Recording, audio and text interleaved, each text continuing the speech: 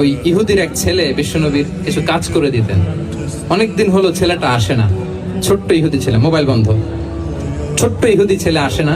খোঁজ নিলেন, শুনলেন সে অসুস্থ।